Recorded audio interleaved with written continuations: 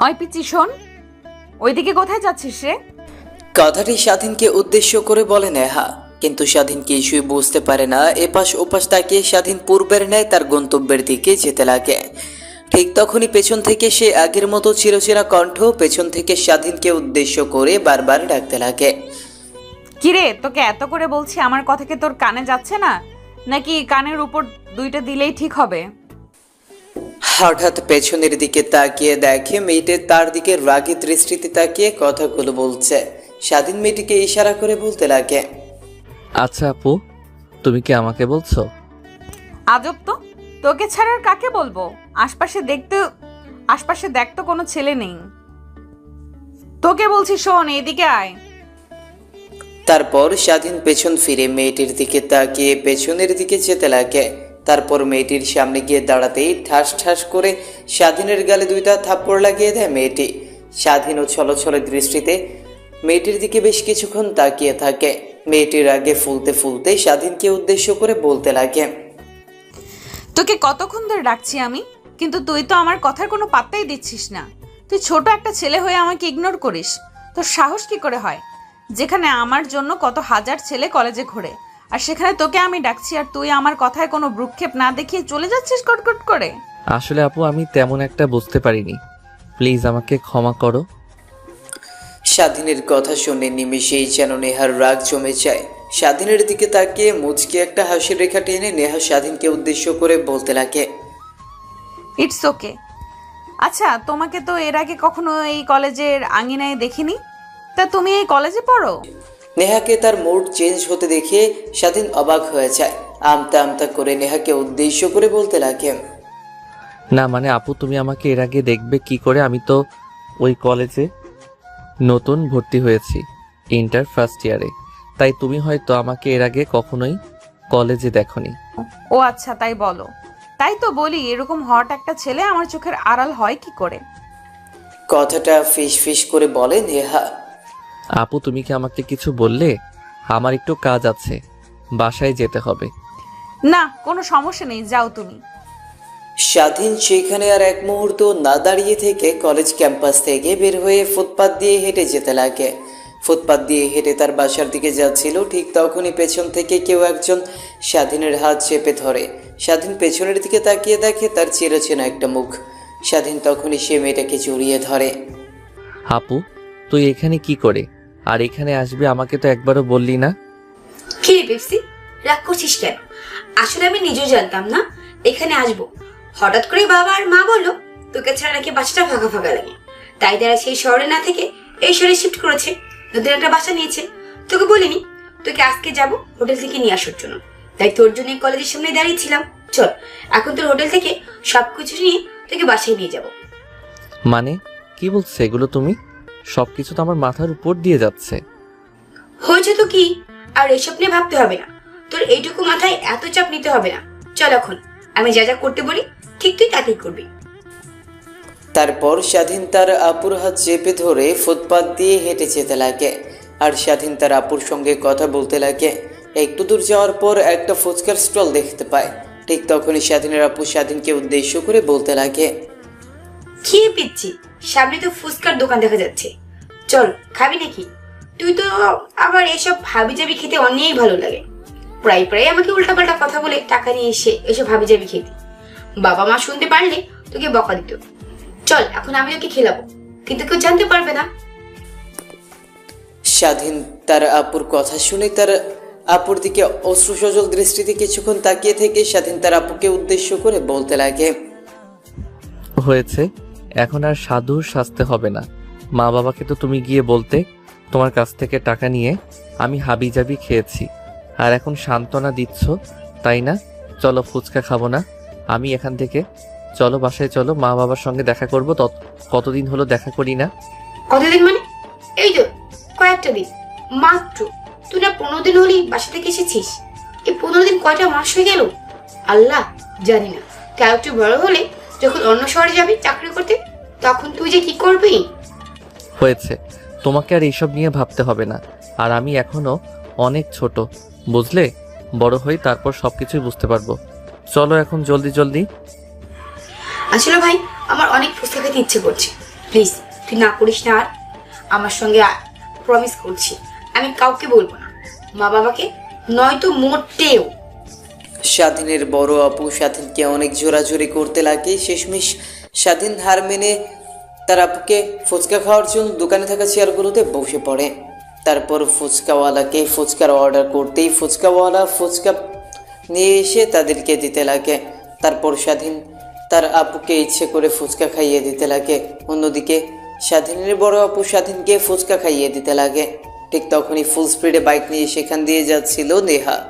হঠাৎ ফুটপাতের দোকানের দিকে তাকিয়ে স্বাধীন একটা মেয়েকে ফুচকা খাইয়ে দিচ্ছে। এই দৃশ্যটা দেখতে পেয়ে মুহূর্তেই যেন নেহা অনেকটা রেগে যায়। তারপর বাইকটা ফুল স্পিডে সেখানে ব্রেক করে মাথা থেকে হেলমেটটা খুলে বাইকের উপর রেখে গুটি গুটি পায়ে হাঁটতে হাঁটতে স্বাধীনের বড় আপুর সামনে চলে আসে। স্বাধীনের বড় আপুর সামনে চেয়ার থেকে কলার চেপে ধরে স্বাধীনকে দাঁড় করিয়ে ঠাস ঠাস করে গালে একের পর এক থাপ্পড় লাগিয়ে দিতে লাগে। নেহা এই আকস্মিকতায় স্বাধীন হতবাক হয়ে যায়, কেন তাকে এমন করে মারছে। অন্যদিকে স্বাধীনের বড় আপু তো আরও অবাক হয়ে যাচ্ছে। হঠাৎ এই ছোট্ট ছেলেটাকে মেয়েটা এমন করে থাপড়াচ্ছে কেন, কিছুই বুঝতে পারছে না। হাতে থাকা প্লেটটা সাইডে চেয়ারে রেখে স্বাধীনের বড় আপু মেয়েটিকে উদ্দেশ্য করে বলতে লাগে, এই মেয়ে কে তুমি? নোংরা একটা মেয়ে, কেন মারছো তুমি স্বাধীনকে এভাবে? স্বাধীনের আপুর কথা শেষ হতে না হতেই মেয়েটি স্বাধীনের আপুর সামনে জোরে জোরে চিৎকার করে বলতে লাগে, চুপ কর তুই, একদম চুপ কর। তোর কাছে আমি কোনো কৈফিয়ত শুনতে চাইনি। আর তোর দিকে একবার তাকা আর ওর দিকে একবার তাকা, দেখ তোর থেকে কত ছোট সে। নিজের থেকে ছোট ছেলেকে দেখে নিজেকে আর কন্ট্রোল করতে পারিসনি তাই না? ভুলভাল বুঝিয়ে প্রেম করছিস তাই না? আর এই যে তোকে না আমি তখন কলেজের গেটে ধরেছিলাম, তুই না বললি বাসায় যাবি, তোর কি যেন কাজ আছে, আর এখানে এসে প্রেম করছিস তাই না? কথাটা বলেই নেহা স্বাধীনের গালে আরেকটা থাপ্পড় দিতে যাবে। ঠিক তখনই স্বাধীনের বড় আপু নেহার হাত চেপে ধরে স্বাধীনকে থাপ্পড় খাওয়ার হাত থেকে বাঁচিয়ে নেয়। উল্টো নেহার গালে স্বাধীনের বড় আপু ঠাস ঠাস করে দুইটা থাপ্পড় লাগিয়ে দিয়ে বলতে লাগে, চলো এখান থেকে, আর এইসব বাজে মেয়েদের থেকে একদম দূরে থাকবে। আর শোনো, যদি কেউ তোর সঙ্গে খারাপ ব্যবহার করে আমাকে বলবি।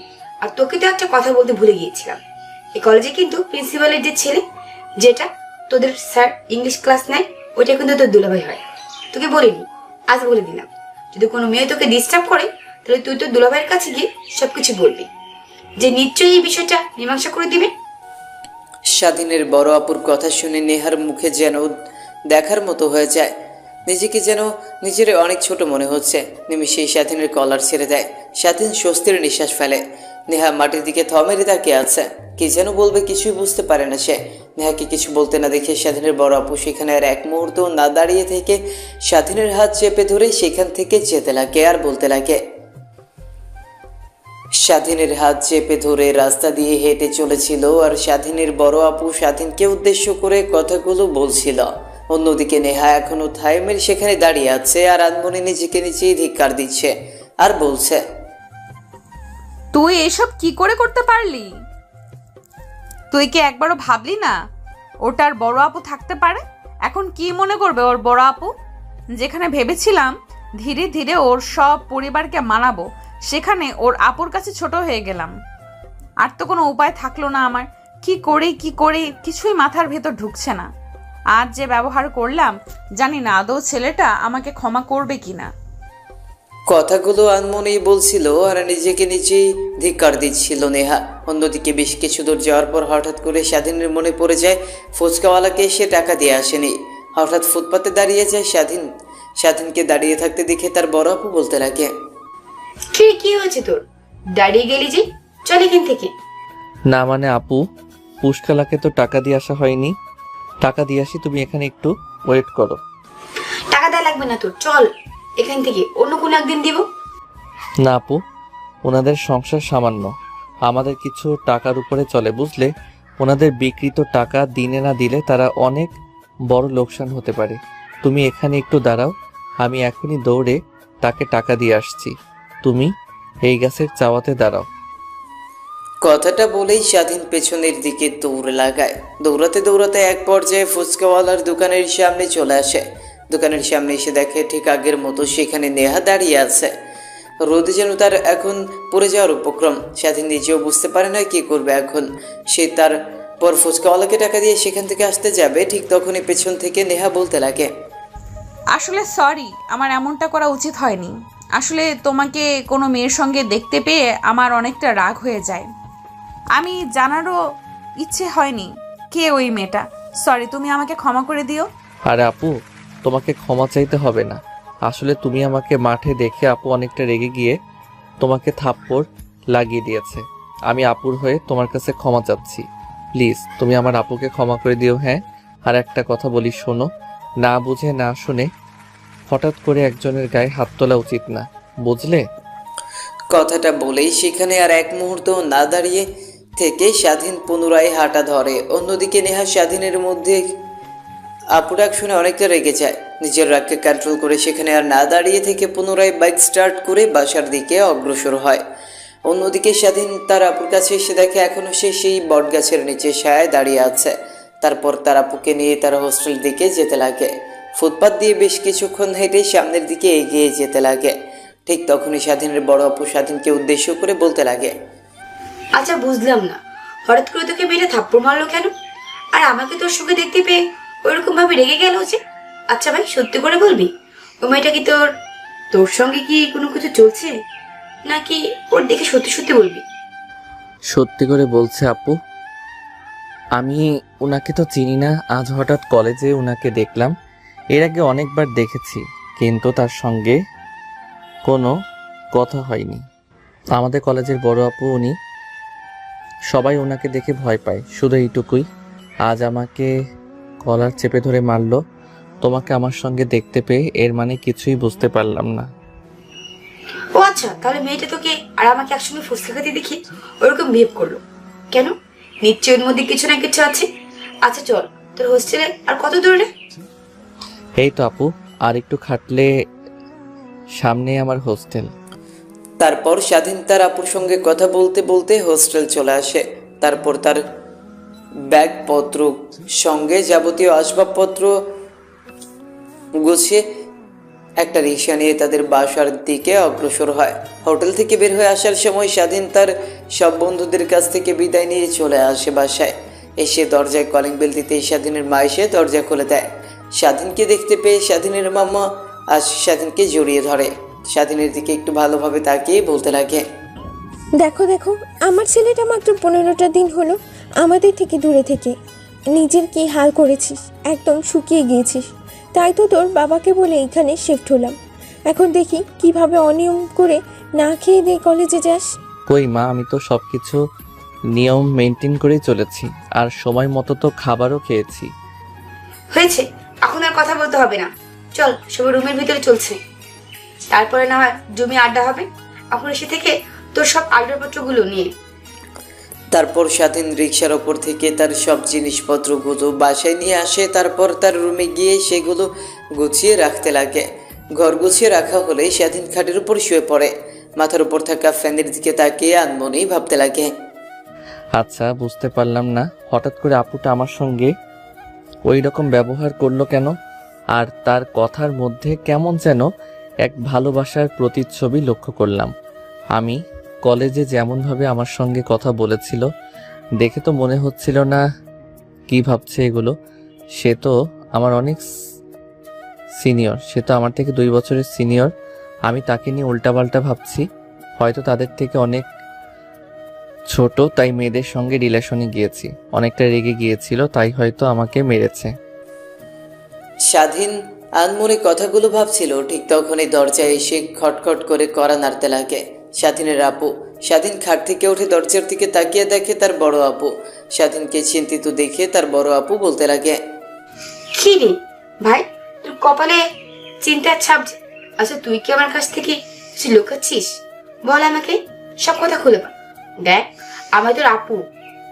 আমি তোর আপু, আমার কাছ থেকে তুই কিছু লুকাবি না, বলে দিলাম। হাই আপু, কী সব বলছো উল্টাপাল্টা? তোরা তো অনেক ক্ষুধা লেগেছে, তাই হয়তো আমাকে এমন দেখাচ্ছে।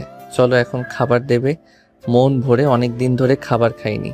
আর তোমার স্পেশাল বিরিয়ানিটা কি আমার জন্য রান্না করেছো? আমি জানি তোর আমার পিচ্ছি ভাইটা আমার হাতে বিরিয়ানি খেলে তা তার আর তৃপ্তি মেটে না। তুই অনেক আগে রান্না করেছি, চল এখন জলদি খাবার টেবিলে, তোর জন্য মা বাবা সবাই অপেক্ষা করছে।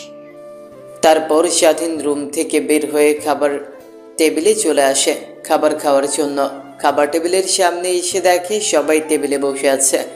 সবাই বললে ভুল হবে, শুধু তার মা আর বাবা।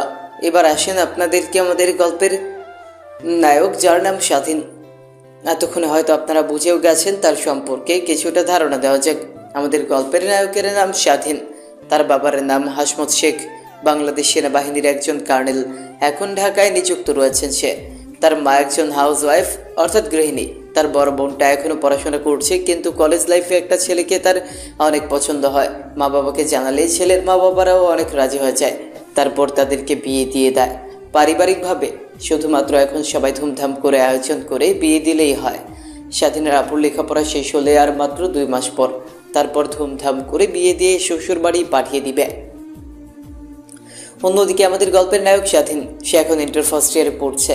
আগে যেখান থেকে এসএসসি এক্সাম দিয়েছিল সেইখান থেকে ভালো কলেজ অনেকটা দূরে, তাই সে তার মা বাবার কাছ থেকে অনেকটা দূরে এসে একটা হোস্টেলে উঠে লেখাপড়া করছিল। 15 দিন হলো, ঠিক তখনই তার মা বাবা ভাবলেও তার ছেলেকে রেখে যেন তারা থাকতে পারবে না। বাসাটা ফাঁকা ফাঁকা লাগে, তাই স্বাধীনের বাবা সিদ্ধান্ত নিয়ে সেই শহর থেকে অন্য আরেকটি শহরে চলে আসে। যেহেতু কর্নেল, তার তেমন একটা অসুবিধা হয় না এখন বর্তমান। বাবা, তুমি আর এই অবেলাতে বাসাতে যে তুমি কি আজকে অফিসে যাওনি? গিয়েছিলাম তো বাবা, কিন্তু তোর মা বলেছিল দুপুরের জন্য আগে বাসে থাকে। জানিস, যেখানে এই শহরের নাম করা বড় বড় আন্ডারওয়ার্ল্ডের ডন আমার নাম শুনে ভয় পায়, সেখানে আমি সামান্য তোর মায়ের কথা শুনে ভয় পাই।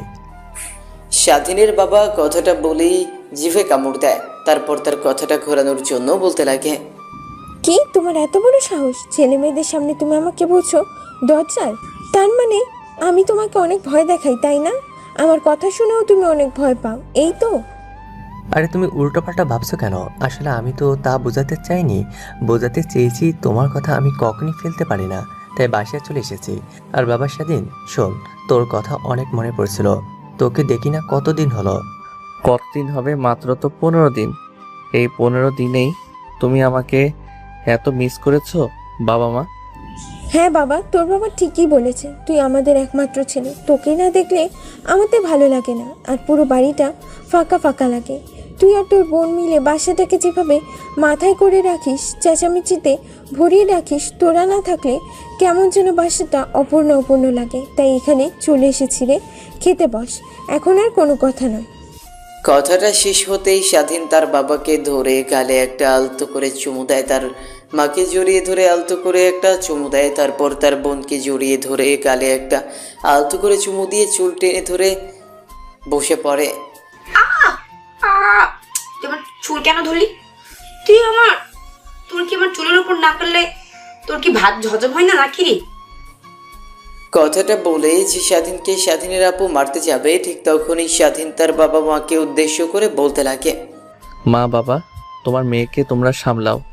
আমাকে যদি আর একটাবার গায়ে হাত দেয় তাহলে কিন্তু আমি এই বাড়ি থেকে চলে যাব, আর কখনোই কিন্তু আসবো না বলে দিলাম।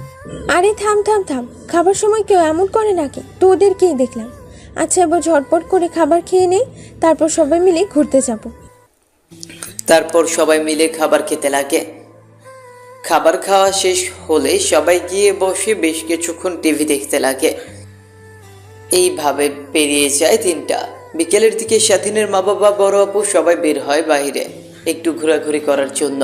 ঘোরাঘুরি করে রেস্টুরেন্টে যায় খাবার খাওয়ার জন্য।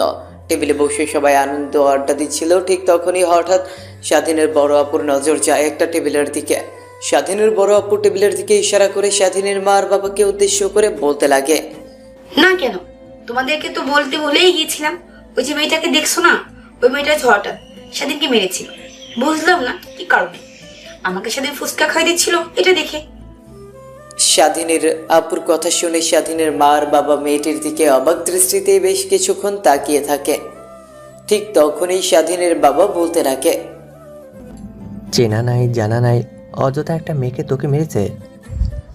আসলে আব্বু, আমি তেমন একটা চিনি না। আমি আজকেই তাকে আমাদের কলেজে প্রথম দেখেছি। আমার আপু হয়, এইটুকুই। শোন বাবা, মেয়েটার চালচলন দেখে আমার একদমই ভালো লাগছে না। দেখেছিস ছেলেদের মতো টাইট শার্ট প্যান্ট পরেছে, একদমই বাজে দেখাচ্ছে। এরকম মেয়েদের কাছ থেকে সবসময় দূরে থাকবি, বুঝলি? এরা ডাকলেও কাছে যাবি না, ঠিক আছে? আয়, তোদের কলেজে কিন্তু স্যার তোদের দুলাভাই। স্বাধীন মাথা দিয়ে হ্যাঁ বোঝায়, তারপর সেখান থেকে খাওয়া দাওয়া শেষ করে চলে যায় বাসায়। এভাবে পেরিয়ে যায় 2টা দিন। পরদিন সকালবেলা স্বাধীন ঘুম থেকে উঠে ফ্রেশ হয়ে খাওয়া দাওয়া শেষ করে কলেজে যাওয়ার উদ্দেশ্যে বের হতে যাবে, ঠিক তখনই পেছন থেকে স্বাধীনের বড় আপু বলতে লাগে, শোন, আমি কিন্তু আজ তোদের ওইদিকে যাব, অর্থাৎ তোর দুলাভাইয়ের কাছে যাব। একটা জোরে কথা বলার ছিল, তুই একটু ওয়েট কর, আমি এখানে আসছি রেডি হয়ে, তারপর হয় দুজনে গাড়ি নিয়ে যাব তোদের কলেজে। আচ্ছা আপু, আমি ওয়েট করছি, তাড়াতাড়ি এসো। আমার কিন্তু কলেজের সময় পার হয়ে যাচ্ছে। তোমার আবার রেডি হতে নিলে 2-3 ঘন্টা পার হয়ে যায়, তাও আসার সময় হয় না তোমার। স্বাধীনের কথা শুনে স্বাধীনের বড় আপু মুখ ভেঙে দিয়ে সেখান থেকে চলে যায়। স্বাধীন বাসার বাইরে এসে গাড়িতে বসে তার আপুর জন্য অপেক্ষা করতে লাগে। প্রায় 20 মিনিট পর স্বাধীনের বড় আপু রুম থেকে বেরিয়ে আসে। স্বাধীন তো রেগে একাকার, তার আপুর দিকে রাগে দৃষ্টিতে তাকিয়ে স্বাধীন বলতে লাগে, এইটা তোমার আসার সময় হলো? দেখেছো, তুমি বললে 5 মিনিট, 20 মিনিট হয়ে গেছে, তবু তুমি আসলে না। তাই তো আমি তোমার জন্য অপেক্ষা করতে চাচ্ছিলাম না। এমন করে সেজে এসেছো, বোধহয় আজ ভাইয়ের সঙ্গে দেখা করতে না, ভাইকে বিয়ে করে একদম তার বাসায় গিয়ে উঠবে। আচ্ছা আচ্ছা, শোনা ভাই, আমার ভুলে গেছি, প্লিজ আমাকে ক্ষমা করে দাও। চলো এখন সোজা তোমার কলেজে যাবো, এর আগে একটা জায়গাও তো ব্রেক করবো না। তারপর গাড়ি স্টার্ট করে রওনা হয় কলেজে যাওয়ার উদ্দেশ্যে। স্বাধীনের বড় আপু গাড়ি চালাচ্ছিল, অন্যদিকে স্বাধীন পেছনের সিটে বসে থেকে বাইরের দিকে তাকিয়ে আছে। একটু যাওয়ার পর হঠাৎ করে গাড়িটা ব্রেক করে স্বাধীনের আপু। স্বাধীন সামনের দিকে তাকিয়ে দেখে অনেক মানুষের সমাগম। গাড়ি থেকে বের হয়ে স্বাধীনের সামনের দিকে এগিয়ে যেতে লাগে।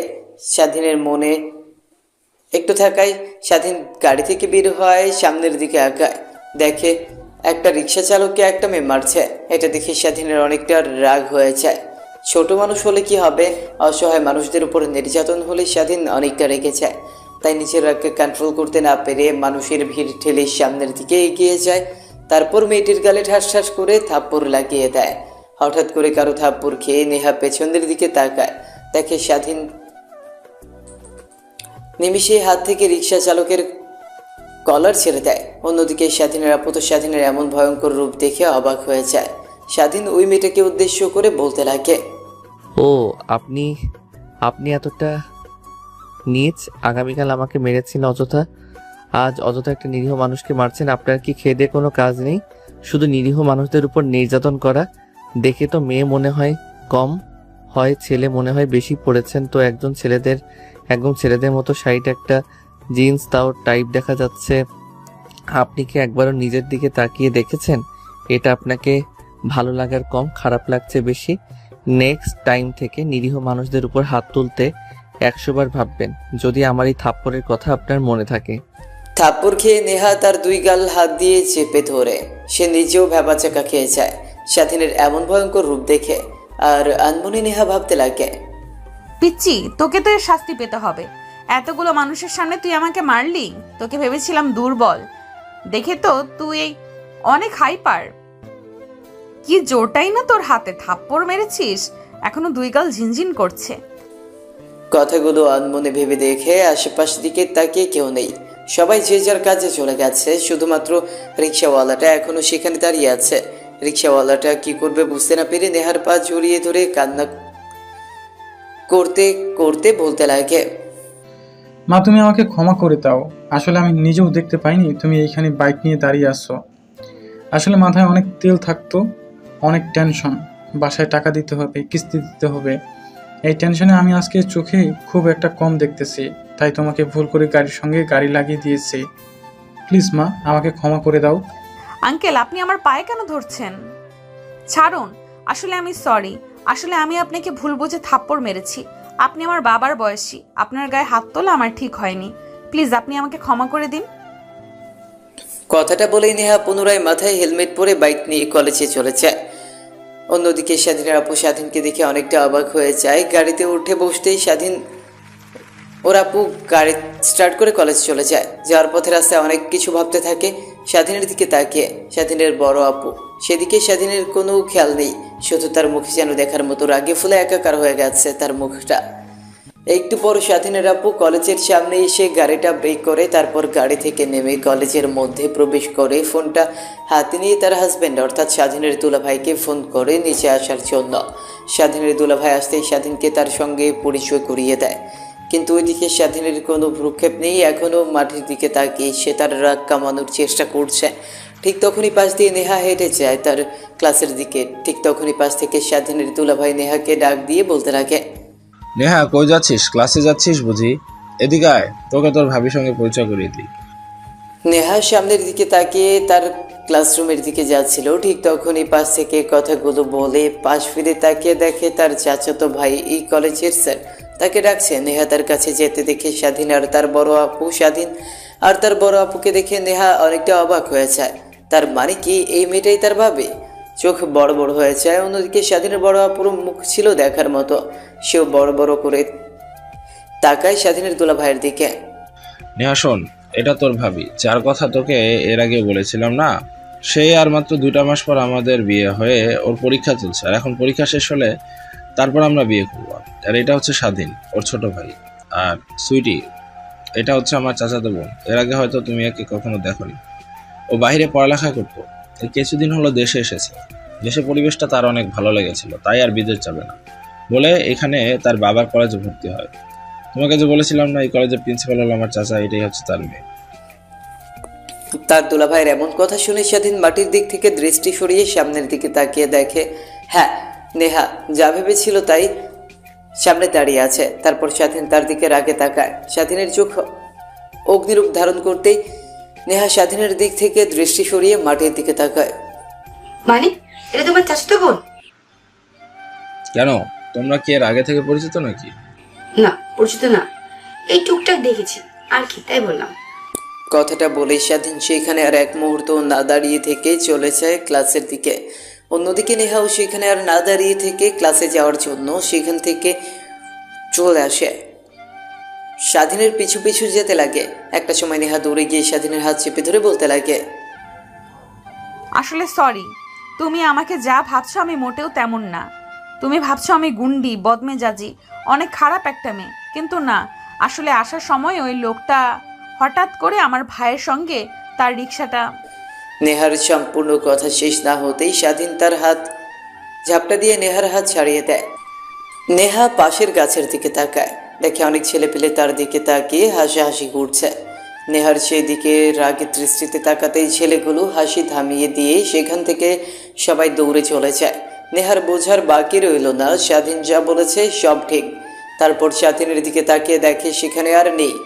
স্বাধীন অনেকটা দূরে চলে গেছে। তার ক্লাসের সামনে দরজায় দাঁড়িয়ে স্যারের কাছে পারমিশন নিয়ে স্বাধীন তার ক্লাসরুমে চলে যায়। নেহা দৌড়ে আসে স্বাধীনকে ধরার জন্য, কিন্তু ধরতে পারে না। তারপর পুনরায় নেহা তার ক্লাসরুমে চলে যায়, ক্লাস করতে লাগে। এভাবে পেরিয়ে যায় অনেকটা সময়। স্যার তার ক্লাস করানো শেষ হলে ক্লাসরুম থেকে চলে যায়। ঠিক তখনই স্বাধীনের পাশ থেকে একটা ছেলে স্বাধীনের দিকে হাত এগিয়ে দিয়ে বলতে লাগে, হ্যালো, আমি সজীব। স্বাধীন সজীবের দিকে একটু মুচকি হেসে তাকিয়ে হ্যান্ডশেক করে বলতে লাগে, হ্যালো, আমি স্বাধীন। আমরা তো দুজন একই ক্লাসে সেম ইয়ারে পড়ি, তাহলে কি আমরা দুজন ফ্রেন্ড হতে পারি না? হ্যাঁ পারি, বাট তোমাকে তুই করে বলতে হবে, আপনি করে কিন্তু বলা যাবে না। আচ্ছা, তাহলে তোকে আজ থেকে তুই করে বলবো, আর আমরা বেস্ট ফ্রেন্ড। এইভাবে স্বাধীনের সঙ্গে সজীবের বন্ধুত্ব শুরু হয়। দেখতে দেখতে সবগুলো ক্লাস শেষ হয়ে যায়। ছুটি হলে স্বাধীন কলেজ থেকে বের হয়ে রিক্সার জন্য অপেক্ষা করতে লাগে, কিন্তু কোনো রিক্সা খুঁজে পায় না সে। এক পর্যায়ে রিক্সা খুঁজে না পেয়ে হাঁটতে লাগে। ঠিক তখনই সেখান দিয়ে যাচ্ছিল নেহা। স্বাধীনের সামনে এসে বাইকটা ব্রেক করে খপ করে স্বাধীন ভরকে যায়। পাশের দিকে তাকিয়ে দেখে একটা মেয়ে হেলমেট পরা। স্বাধীনের আর বোঝার বাকি রইল না এটা নির্ঘাত নেহা, না হলে এমন কাজ কে করবে।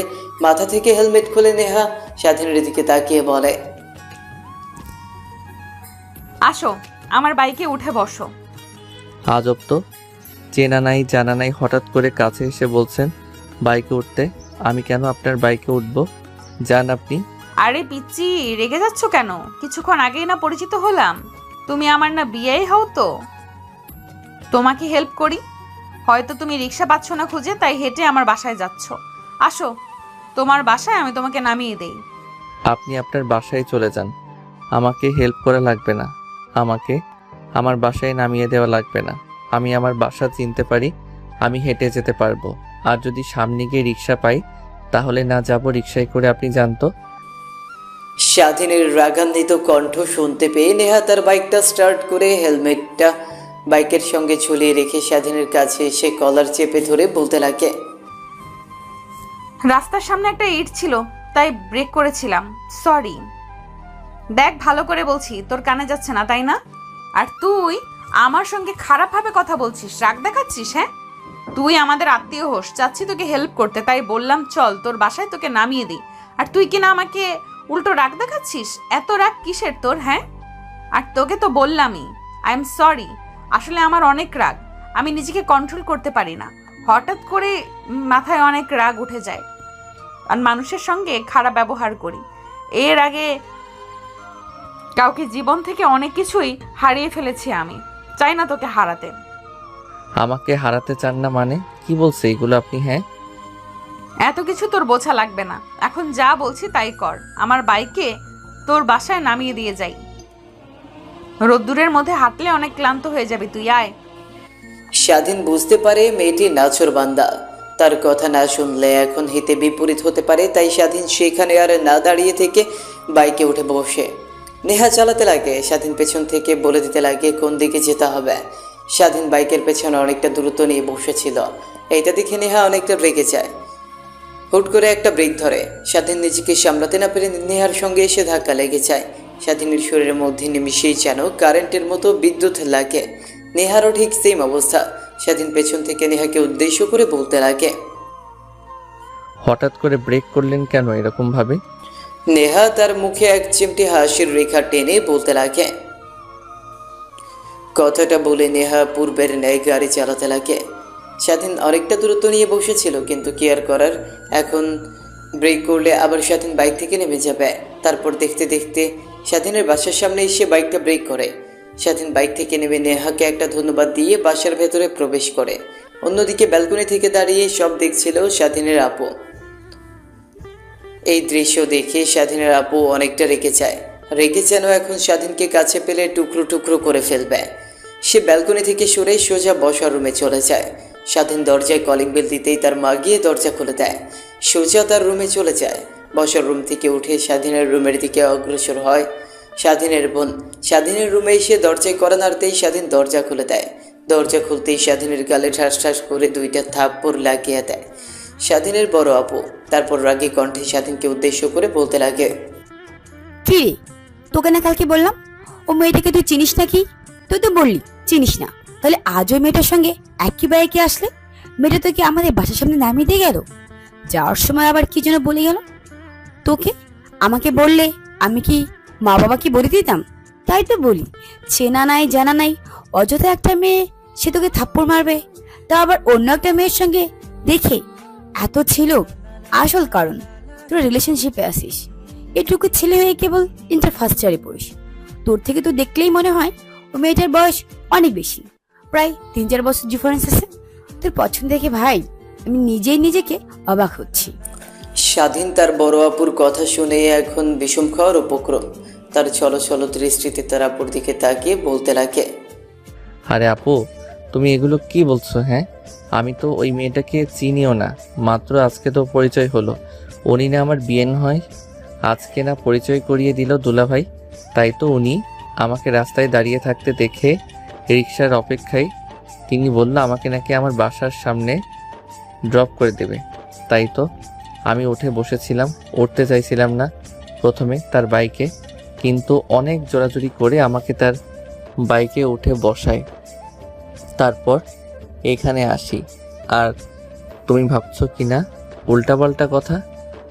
কথাটা বলেই স্বাধীন কান্না করে দেয়। স্বাধীনের বড় আপু তার এমন ব্যবহারে অনেকটাই কষ্ট পায়। স্বাধীনকে কান্না করতে দেখে তার কষ্ট যেন দ্বিগুণ হয়ে যায়। স্বাধীনকে ধরে খাটে বসিয়ে দিয়ে তার ওনা দিয়ে চোখ মুছে দিতে দিতে বলে, আরে ভাই আমার প্লিজ আমাকে ক্ষমা করে দে। আসলে আমি বুঝতে পারিনি রে, মেয়েটাকে দেখে অনেকটা রাগ উঠে গিয়েছিল আমার তোর সঙ্গে, ওকে দেখে তাই তোকে রাগের বশে থাপ্পড় মেরে দিয়েছি। সরি রে, এরপর থেকে কখনোই তোর গায়ে না বুঝে না শুনে মারবো না। কথাটা বলছিল স্বাধীনের আপু। স্বাধীনকে তার এক হাত দিয়ে চোখ মুছে দিচ্ছিল আর অন্য হাত দিয়ে মাথার চুল হাত বুলিয়ে দিয়েছিল। নিমিষেই যেন স্বাধীনের অভিমান ভেঙে যায়। তারপর স্বাধীন তার আপুর সঙ্গে আড্ডা দিতে লাগে। আজ তার একটা ছেলের সঙ্গে বন্ধুত্ব হয়েছে, এই সবই। তারপর স্বাধীনের আপুর রুম থেকে চলে যায়। স্বাধীন ওয়াশরুমে গিয়ে ফ্রেশ হয়ে নেয়, তারপরে নিচে আসে খাবার খাওয়ার জন্য। খাবার খাচ্ছিল, ঠিক তখনই স্বাধীনের মা স্বাধীনকে উদ্দেশ্য করে বলতে লাগে, আচ্ছা বাবা, তোর পাশের আন্টি আমার কাছে এসেছিল, বলল আজকে নাকি তোকে কোন মেয়ের বাইকের পেছনে দেখেছে সে, তাও আবার সেই মেয়েটা তোকে আমাদের বাসার সামনে নামাই দিয়ে গেছে, আর নাকি তোকে জড়িয়ে ধরে চুমুও খেয়েছে। স্বাধীন তার মায়ের কথা শুনে বিষম খেয়ে যায়। অন্যদিকে তার বড় আপুর একই অবস্থা, দুজনে একসঙ্গে বিষম খেয়ে যায়। স্বাধীনের মা তাদের দুজনের দিকে পানির গ্লাস এগিয়ে দেয়। ঢক ঢক করে স্বাধীন আর তার বড় আপু পানির গ্লাস খালি করে ফেলে। তার মানে কি সত্যি তোর পাশের বাসার আন্টি যা দেখেছে তাই আমার কথা শুনে তোরা দুজন ভীষণ খেলি? স্বাধীন কিছু বলতে যাবে, এর আগেই স্বাধীনের বড় আপু তার মাকে উদ্দেশ্য করে বলতে লাগে, বাহ, তুমি মনে হয় পাশের বাড়ির আন্টির কথা শুনে আমার ভাইকে ভুল বুঝছো।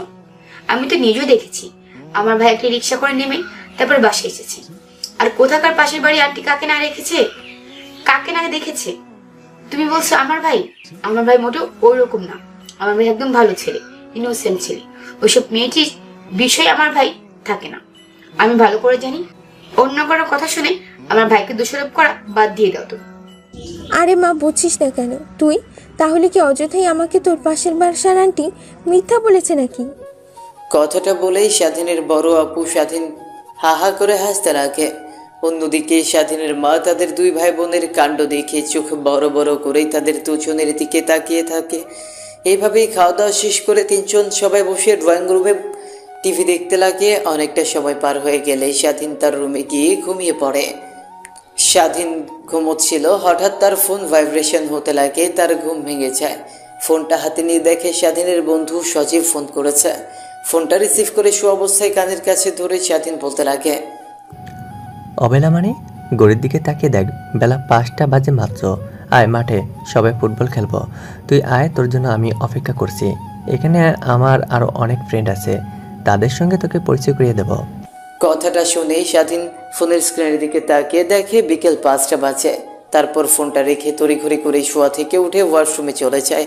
তারপর ফ্রেশ হয়ে বাইরে এসে পোশাক পরিবর্তন করে মাঠের উদ্দেশ্যে বের হতে যাবে। ড্রয়িং রুম দিয়ে বের হচ্ছিল, ঠিক তখনই স্বাধীনের আপু স্বাধীনকে পেছন থেকে ডাক দিয়ে বলতে লাগে, কে তুই? আমার হন্তদন্ত হয়ে কোথা থেকে বের হচ্ছিস? কথাটা বলেই স্বাধীন সেখানে আর এক মুহূর্তেও না দাঁড়িয়ে থেকে রুম থেকে বেরিয়ে যায়। তারপর মাঠে গিয়ে দেখে সবাই ফুটবল খেলছে। স্বাধীনকে দেখতে পেয়ে তার বন্ধু সজীব তাদেরকে এগিয়ে আসে। তারপর স্বাধীনও তাদের সঙ্গে ফুটবল খেলতে লাগে। এইভাবে পেরিয়ে যায় অনেকটা সময়। বিকেলবেলা সবাই ফুটবল খেলে শেষ করেছে, যার বাসায় চলে যায়। স্বাধীন কিছুক্ষণ বসে আড্ডা দেয় সজীব তার আরও অনেক বন্ধুদের সাথে। স্বাধীনকে পরিচয় করিয়ে দেয়।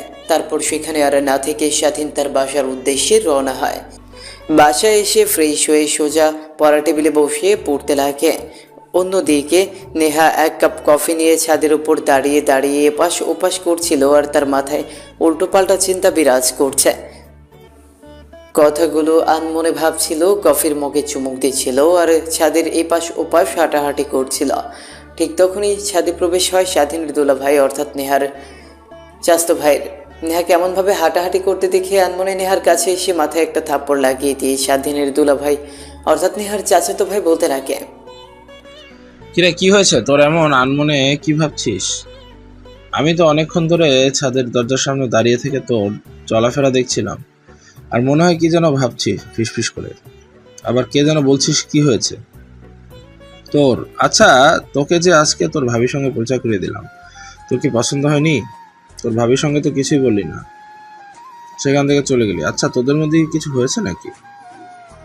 বারবার তোর দিকে তোর ভাবির আগে দৃষ্টিতে তাকিয়েছিল। নেহা তার চাচাতো ভাইয়ের কথা শুনে অনেকটা অবাক হয়ে যায়।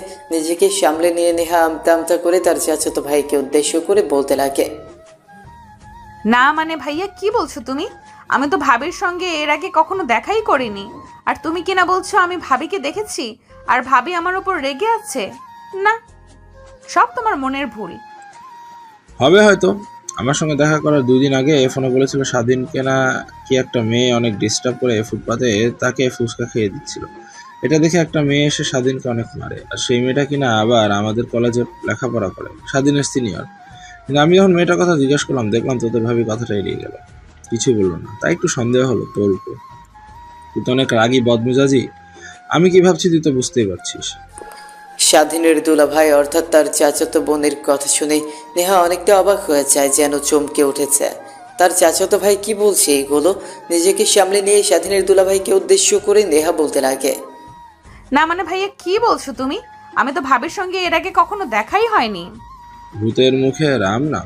তোকে জোর করে কখনো ক্লাসে নিয়ে যেতে পারি নাই। দেখলাম না কোনো একটা দিন ফুল ক্লাস দিয়ে বাসায় আসছিস, সেই কিনা বলছে ভাবির সঙ্গে কথা বলতে পারিনি, প্লাস শুধু ভুলভাল বোঝাচ্ছিস। আচ্ছা যা হয়েছে হয়েছে, তার ভাবতে চাচ্ছি না। তোর ভাবির কিন্তু আর অল্প কিছুদিন পরে এই বাড়িতে আসছে। ইভেন আমাদের বিয়ে ডেট ফাইনাল করে গিয়েছে আজকে। আরে রাগ করছিস কেন? আজকে কিছুক্ষণ আগেই স্বাধীনের বাড়ি থেকে ওর বাবা মা এসেছিল আমাদের বিয়ের বিষয় পাকা করতে। স্বাধীনের বোনের আর মাত্র 2টা পরীক্ষা আছে, তারপর পরীক্ষা শেষ হয়ে যাবে। তাদের কথা অনুযায়ী পরীক্ষা শেষ হলে আমাদের বিয়ে হওয়ার কথা ছিল, তাই ডেট দিয়ে কি আছে, আগামী শুক্রবারে আমাদের বিয়ে। আর তুমি কিনা বলছো আমি ভাবিকে দেখেছি আর ভাবি আমার উপর রেগে আছে। না, সব তোমার মনের ভুল। হ্যাঁ করবি তো, এই নিকট তোর যা খুশি সব অর্ডার নিয়ে নিবি, আর আগামীকালকে কার্ড তৈরি হবে। তোর যেগুলো বন্ধু বান্ধবীদেরকে দাওয়াত দেওয়ার দরকার তাদেরকে দাওয়াত দিয়ে দিবি। কথাটা বলেই স্বাধীনের দুলাভাই ছাদ থেকে চলে যায়। নেহা অনেক খুশি হয়। এই একটা সুযোগ, যেভাবেই হোক স্বাধীনকে তার মনের কথা খুলে বলতেই হবে। সঙ্গে সঙ্গে তার পুরো পরিবারকে রাজি করতে হবে, এই কথাগুলো আনমনে ভাবছিল নেহা। তারপর তার রুমে চলে যায়। খাটের উপর শুয়ে ফোনটা হাতে নিয়ে স্বাধীনের ফেসবুক আইডি, ইনস্টাগ্রাম সবে থাকা পিকগুলো দেখতে লাগে, আর নিজে নিজে স্বাধীনের পিকগুলোতে চুমু দিতে লাগে আর মুচকি মুচকি হাসতে লাগে। অন্যদিকে স্বাধীন মন দিয়ে পড়ালেখা করছে, তার দিকে যে একজন পেতনি কুদৃষ্টিতে তাকিয়ে আছে সেদিকে তার কোনো ভ্রুক্ষেপ নেই। এভাবে পেরিয়ে যায় রাতটা। পরদিন সকালবেলা স্বাধীনের ঘুম ভেঙে যায়। ফজর আজানের শব্দেই শোয়া থেকে উঠে ওয়াশরুমে চলে যায় ফ্রেশ হওয়ার জন্য। ওয়াশরুম থেকে বের হয়ে পাঞ্জাবি আর একটা প্যান্ট পরে বেরিয়ে যায় মসজিদের দিকে নামাজ পড়ার উদ্দেশ্যে। মসজিদে গিয়ে নামাজ পড়ে বাইরে এসে সকলের মণিমুগ্ধ করে পরিবেশটা উপভোগ করতে লাগে। বেশ কিছুক্ষণ ধরে রাস্তায় ফুটপাত দিয়ে হাঁটতে লাগে। মাঝে মাঝে কৃষ্ণচূড়া গাছের দিকে তাকায়। সে দেখতে পায় কৃষ্ণচূড়া গাছে লাল ফুল ফুটে আছে। দেখতে এক অন্যরকম ভালো লাগছে তার। এইভাবে বেশ কিছুক্ষণ হাঁটাহাঁটি করতে লাগে। হঠাৎ ফুটপাতের পাশে একটা ছেঁড়া ছালা দেখতে পায়। দেখে সেই ছালার ভেতরে 2টা ছেলে শুয়ে আছে। স্বাধীনের দিকে অনেকটা খারাপ লাগে।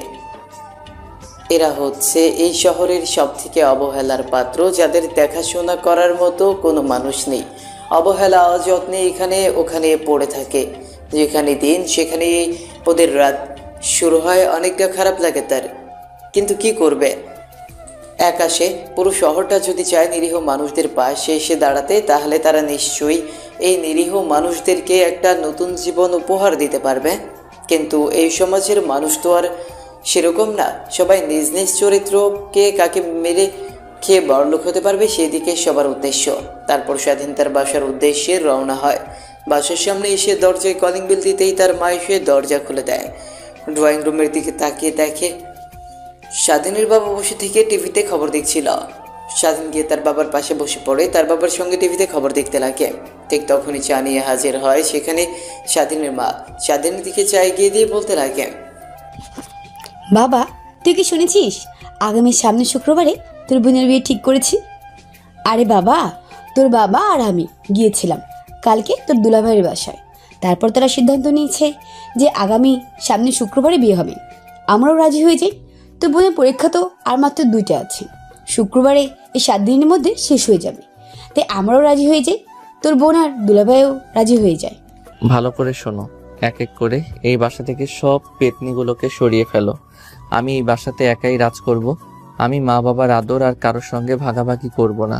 শুধু তোমরা আমাকে ভালোবাসবে। স্বাধীনের কথা শুনে ওর আপু স্বাধীনের কাছে এসে চুল টেনে ধরে বলতে লাগে, না পিচ্ছি, তা তো হবে না। আমার বাবা মার ভালোবাসা, আদর তুমি একা খাবে তা তো আমি হতে দিব না। আমি প্রত্যেক সপ্তাহে আসবো, আর আমার বাবা মার আদর খেয়ে আমি আবার শ্বশুরবাড়ি যাব। তুমি তো জানো না, আমার বাসা থেকে শ্বশুরবাড়ি যেতে মাত্র 10 মিনিট সময় লাগে। কি মেয়েরে বাবা, বিয়ে হয়ে গেলে সবাই শ্বশুরবাড়ি থাকে, আর সেখান থেকে খুব সহজে মা বাবার বাড়িতে আসে না। আর সেখানে তুমি কিনা বলছো অতি সপ্তাহে একবার করে আসবে। আমি তোমাকে আসতে দেব না। বিয়ে হয়ে গেলে তোমাকে চিরতরে এই বাসা থেকে তাড়িয়ে দেব। তুমি আসবে কি করে? স্বাধীন তার মায়ের কথা শুনে অনেকটা খারাপ লাগে। তার আপু কিনা এই বাসা থেকে চলে যাবে, আর কিছুদিন গেলেই অনেকটা খারাপ লাগে, কিন্তু কাউকে কিছু বুঝতে না দিয়ে সোফায় বসে চা খাচ্ছিল। ঠিক তখনই পুনরায় স্বাধীনের বাবা স্বাধীনকে উদ্দেশ্য করে একটা খামে এগিয়ে দিয়ে বলতে লাগে, বাবা, এখানে বেশ কিছু টাকা আছে, তোর পছন্দ তুই একটা বাইক কিনে নিস। তোর এখান থেকে কলেজে অনেকটা দূর, প্রত্যেক দিনই রোদে দাঁড়িয়ে থাকিস, কেমন দেখায় না? তুই একটা বাইক কিনে নিস এই টাকা দিয়ে, নিশ্চয় তোর পছন্দ মতো বাইক হয়ে যাবে তোর আপুকে নিয়ে। তাহলে আজকে তুই বাইক কিনতে যাস? না বাবা, আমি বাইক কিনবো না। যেমন আছি তেমনই ভালো আছি। দেখো, নয় কিছুদিন পর পরই বাইক অ্যাক্সিডেন্ট করে কত মানুষ মারা যায়। তো আমি বাইক কিনতে যাব কোন দুঃখে? আমি রিক্সায় করে যাওয়া আসা করব। রোদে পুড়ে কালো হয়তো কি হয়েছে, আমি বাইক কিনবো না। আর তোমার টাকা তোমার কাছে রাখো। তোর ভালোর জন্যই বললাম। আর অ্যাক্সিডেন্ট সবাই করে দেখে যে তুই যে সে কাজটা করবি তা তো না, তাই না?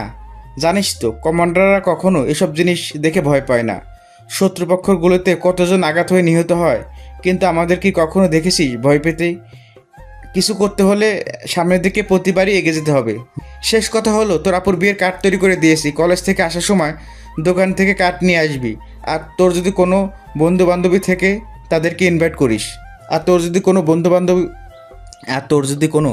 বন্ধু বান্ধব থাকে তাদেরকে ইনভাইট করিস। স্বাধীন মাথা দিয়ে হ্যাঁ বোঝায়। দেখতে দেখতে সকলের সঙ্গে আড্ডা দিয়ে স্বাধীনের কলেজ সময় হয়ে যায়। তারপর স্বাধীন তার রুমে গিয়ে ফ্রেশ হয়ে নিচে এসে খাওয়া দাওয়া শেষ করে কলেজের উদ্দেশ্যে বের হয়। বাড়ির বাইরে এসে বেশ কিছুক্ষণ দাঁড়িয়ে থাকার পর একটা রিক্সা দেখতে পায়। রিক্সাওয়ালাকে ডাক দিতেই রিক্সাওয়ালা তার কাছে চলে আসে। তারপর রিক্সায় উঠে তার রিক্সা যেতে লাগে কলেজের উদ্দেশ্যে। হঠাৎ অনেক মানুষের সমাগম দেখতে পায় স্বাধীন। একসাথে ভিড় ঠেলে সামনে এগিয়ে যেতে দেখে নেহা পড়ে আছে, মাথা ফেটে রক্ত বের হচ্ছে।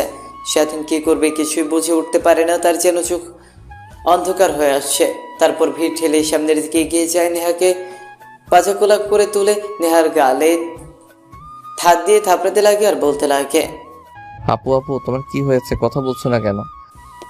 অন্যদিকে নেহা আবছা আবছা চোখে কেউ একজনকে দেখতে পায়, তাকে কোলে তুলে নিয়ে ডাকছে, কিন্তু তার কান অবধি ডাক এসে পৌঁছচ্ছে না। চোখ যেন বুঝলেই সে চিরতরে সে তার চোখ বন্ধ করে ফেলবে। বারবার খুব কষ্ট করে তাকিয়ে থাকার চেষ্টা করছে, কিন্তু পারছে না। অন্যদিকে স্বাধীন নেহার পরিস্থিতি বেগতিক দেখে পাচাখোলা করে তুলে নেয়। তারপর একটা প্রাইভেট কার সিগন্যাল দিতেই তার সামনে এসে ব্রেক করে। তারপর প্রাইভেট কারটা নিয়ে সোজা হাসপাতাল চলে যায়। হাসপাতালে গিয়ে নার্সকে ডাক দিতে অনেকগুলো নার্স চলে আসে। তারপর ট্রেতে করে নেহাকে আইসিইউতে নিয়ে যায়। অন্যদিকে স্বাধীন নেহাকে আইসিইউতে নিয়ে যাওয়ার পর একটা চেয়ারে গিয়ে বসে পড়ে। একটু পর একটা ডাক্তার এসে স্বাধীনের সামনে দাঁড়িয়ে বলতে লাগে, পেশেন্ট আপনার কি হয়? ওনাকে অপারেশন করতে হবে, তার জন্য এখানে যদি একটা সাইন দরকার। আপনি যদি ওনার আত্মীয় হয়ে থাকেন তাহলে এখানে সাইন করুন, না হলে ওনার আত্মীয়কে ফোন করে এখানে আসতে বলুন। সে অবধি পেশেন্টের চিকিৎসা হবে না। স্বাধীন ভালোভাবেই বুঝতে পারে যে এখন যদি সে ডাক্তারকে বলে রোগীর কিছুই হয়নি, তাহলে দেখা যাবে যে নেহার পরিবারের কাউকে ফোন করতে হবে, তারা আসবে, তারপর নেহার অপারেশন করবে। এটাতে অনেকটা সময় লাগবে। এই সময়ের মধ্যে যদি নেহার ক্ষতি হয়ে যায়, তাই স্বাধীন কিছু একটা চিন্তা করে ডাক্তারকে উদ্দেশ্য করে বলতে থাকে, আসলে উনি আমার স্ত্রী হন। মুখ ফসকে এই কথাটা বেরিয়ে যায় স্বাধীনের। কি বলছে সে কিছুই বুঝে উঠতে পারে না, চিন্তিত থাকায়। তারপর ডাক্তার তাকে কিছু পেপার দিলে স্বাধীন সেখানেই সাইন করে দেয়। তারপর নেহার ট্রিটমেন্ট শুরু হয়। স্বাধীন এখনও সেখানে দাঁড়িয়ে থাকে। আইসিইউর মধ্য থেকে ডাক্তার বের হলে স্বাধীন ডাক্তারের কাছে গিয়ে বলতে লাগে, ডাক্তার আঙ্কেল, এখন পেশেন্ট কেমন আছে? কোনো চিন্তা করো না বাবা, এখন পেশেন্ট সম্পূর্ণ বিপদমুক্ত। আসলে হয়তো বা তার অ্যাক্সিডেন্ট হয়েছে, মাথাটা গিয়ে শক্ত করে সঙ্গে লেগেছিল, তাই মাথার অনেকটা অংশ ফেটে গিয়েছিল। সময় মতো তাকে হাসপাতালে না নিয়ে আসলে তার মৃত্যু হতো, কিংবা জীবনের মতো কোমায় চলে যেতে হতো তাকে। অপারেশন করা হয়েছে, এখন সে একদম বিপদমুক্ত। তুমি কোনো চিন্তা করো না, তাকে নিয়ে আর একটু পর থেকে শিফট করা হবে। তারপর তুমি তাকে দেখো আর ওনার পরিবারকে এখানে আসতে বলো। কথাটা বলে ডাক্তার সেখান থেকে চলে যায়। স্বাধীন গিয়ে চেয়ারে বসে পড়ে। একটু পরে নেহাকে কেবিনে শিফট করা হয়। স্বাধীনকে দেখার জন্য কেবিনে চলে যায়। দেখতে পায় নেহা মুখটা একদম ছোট বাচ্চাদের মতো। কেউ দেখে বুঝতেই পারবে না এই মেয়েটি জেগে গেলে একটা ভয়ঙ্কর চরিত্র যাপন করে সে। নেহার দিকে তাকিয়ে থাকতে থাকতে অনেকটা গভীরে চলে যায় স্বাধীন। নিজের মধ্যে কোনো রকম ভালো লাগা কাজ করে তার।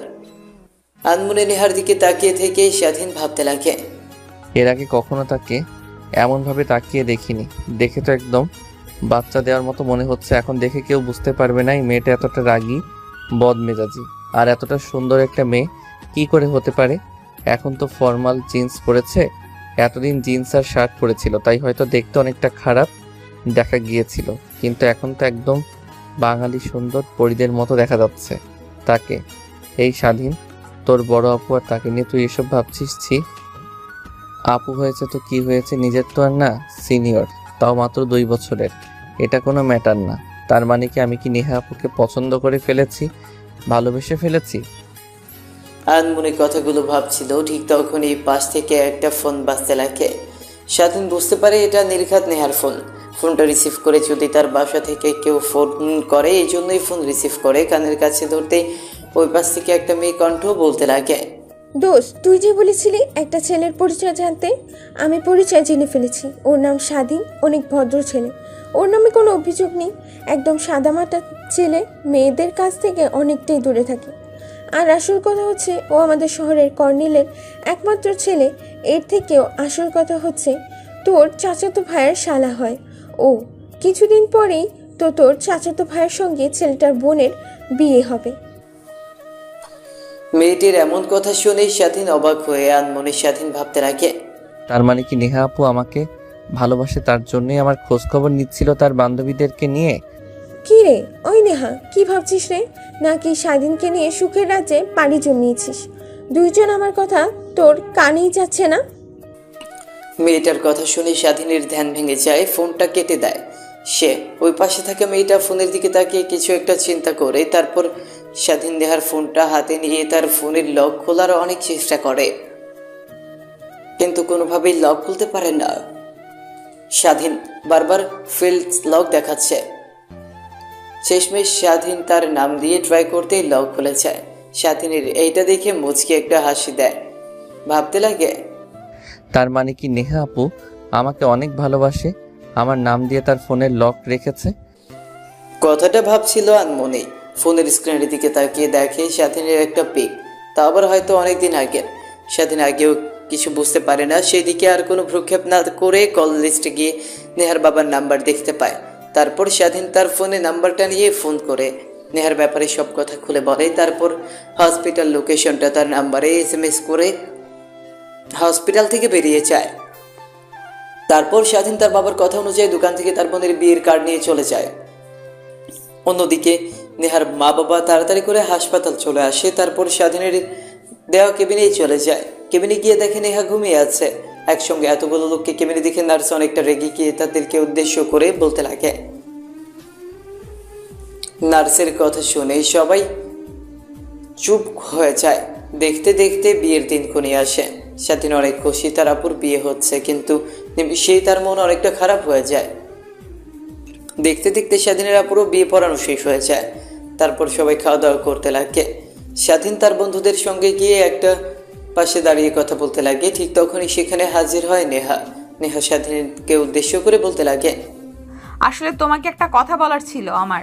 আমি তোমাকে অনেক, সেই প্রথম দেখাতেই, জানি না তোমায় আর দেব কি, আমাকে ভালোবাসো কি না, কিন্তু আমি তোমাকে অনেক অনেক ভালোবাসি, আমার নিজের জীবনের থেকেও বেশি। স্বাধীন নেহার কাছ থেকে এই কথাগুলো শোনার জন্য অনেক দিন ধরে অপেক্ষা করছিল। শেষমেশ সেই পালা শেষ হলো। স্বাধীন নেহার হাত ধরে বলতে লাগে, আসলে আমিও তোমাকে ভালোবেসে ফেলেছি। সে অ্যাক্সিডেন্ট হওয়ার পরে যখন তোমাকে হাসপাতালে নিয়ে গেলাম, ডাক্তার যখন তোমাকে বিয়ে নিয়ে সেট করবে, তোমার সেই মায়াবী চেহারা দেখে কিন্তু বলতে পারিনি তখন তোমার একটা ফোন এসেছিল। তোমার বান্ধবীর চেয়ে আমার বিষয়ে অনেক কথা বলছো, না বলতে পারলাম। তুমিও আমার বিষয় নিয়ে জানতে তোমার বান্ধবীর কাছে অনেক কিছু বলেছিলে। সে থেকেই বুঝতে পেরেছি তুমি আমাকে ভালোবাসো। শুধু এই বিষয়টা জানার অপেক্ষা করছিলাম। হঠাৎ পেছন থেকে একটা লোক তাদের দুজনকে উদ্দেশ্য করে বলতে লাগে, কি তার মানে তুই সেই ছেলে যে কিনা আমার মেয়েকে মৃত্যুর হাত থেকে বাঁচিয়েছিলি? আবার দ্রুত চিকিৎসা করানোর জন্য তুমি আমার মেয়েকে তোমার স্ত্রী হিসেবে পরিচয় দিয়েছো? কথাটা শুনেই স্বাধীন আর নেহা তাদের পেছনের দিকে তাকায়। দেখে নেহার পরিবার আর স্বাধীনের পরিবার সবাই সেখানে দাঁড়িয়ে আছে। হয়তো স্বাধীন আর নেহার কথোপকথন তারা শুনে ফেলেছে। তাদের সবার মুখে মুচকে মুচকে হাসি। ঠিক তখনই নেহার কাছে এসে স্বাধীনের মা বলতে লাগে, আপনার বাড়ি আমার একটা মেয়ে পাঠালাম, এখন আমরা আপনার বাড়ি থেকে আরেকটি মেয়ে আমাদের বাড়িতে নিয়ে আসব, তবে না হয় আমার বাড়ির মেয়ের অভাবটা পূর্ণ হবে, নাকি বলো স্বাধীনের বাবা? স্বাধীনের বাবা নেহার মায়ের কথায় তালে তাল মেলায়। তারপর কাজী সাহেবকে আবার ডেকে নিয়ে এসে স্বাধীন আর নেহার বিয়ে পড়িয়ে দেয়। স্বাধীন আর নেহা দুজনেই অনেক খুশি। একসঙ্গে দুইটা বিয়ে, এই বাড়ির মেয়ে নিয়ে যাচ্ছে ওই বাড়ি, ওই বাড়ির মেয়ে আবার এই বাড়ি। সবাই দোয়া করবেন স্বাধীন আর নেহা যেন সুখে সংসার করতে পারে। সমাপ্ত।